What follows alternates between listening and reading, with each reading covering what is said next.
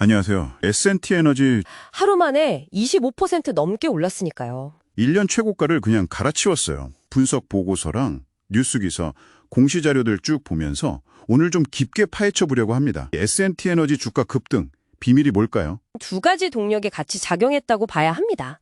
첫 번째는 예상을 훨씬 뛰어넘는 2분기 실적이에요. 매출이 작년 같은 기간보다 2배 늘었고요.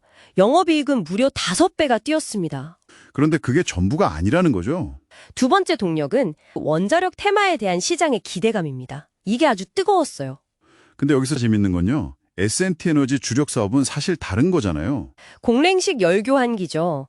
주로 정유나 가스플랜트 열시키는 장비인데 매출의 한 75% 이상을 차지하고 이 분야에서 글로벌 강자입니다. 그런데 시장의 관심은 정작 매출 비중이 2023년 기준으로 1.6%밖에 안 되는 복수기라는 사업에 확 쏠렸다는 말이죠. 이 복수기가 원자력 발전소 효율을 높이는 핵심 보조기기거든요. 예전에 신월진 1, 2호기에 납품했던 이력도 있고요. 여기에 또 기름을 부은 게 그 체코 원전 수주전인데요. 규모가 최대 30조 원에 달할 걸로 보잖아요. 그 팀코리아의 일원으로 S&T 에너지가 참여할 수 있다. 이런 기대감이 확 커진 겁니다. 한소원의 협력사라는 점이 부각된 거죠. 왜 지금 다시 원자력일까요? 한동안 좀 잠잠했던 것 같은데. 이게 글로벌 메가 트렌드랑 관련이 깊습니다. 국제에너지기구 IEA 전망을 보면요. 2025년에는 원자력 발전량이 사상 최고치를 찍을 거라고 합니다. 몇 가지 이유가 있는데요. 일단 에너지 안보, 이게 중요해졌고요. 또 탄소 중립 목표 달성해야 한다는 압박도 크죠.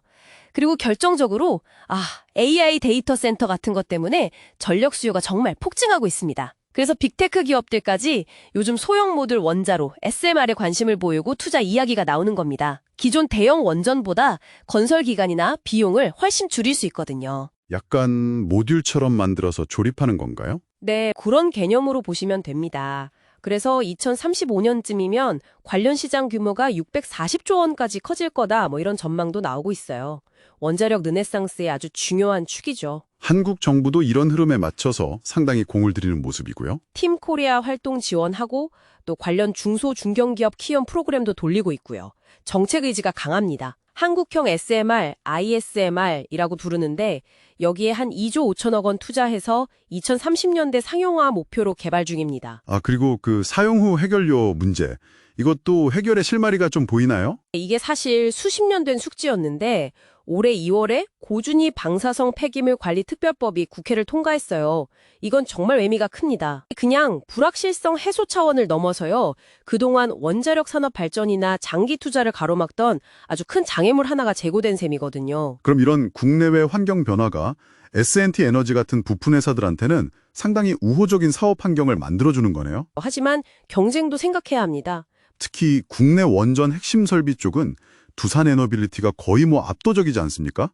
BHI 같은 회사도 있고요. 두산의 점유율이 거의 100%니까요. 이런 상황에서 S&T 에너지가 복수기라는 틈새 시장을 파고들어서 정말 이게 지속 가능한 성장 동력이 될 수 있을까요? S&T 에너지는 열교환 기술 전문성을 바탕으로 복수기라는 특정 분야에 집중하고 또 팀코리아 같은 대형 프로젝트에 협력해서 참여하는 그런 전략을 쓰고 있는 거죠. 기술력하고 재무 건전성은 받쳐주고요. 그 부분은 강점이라고 할 수 있습니다.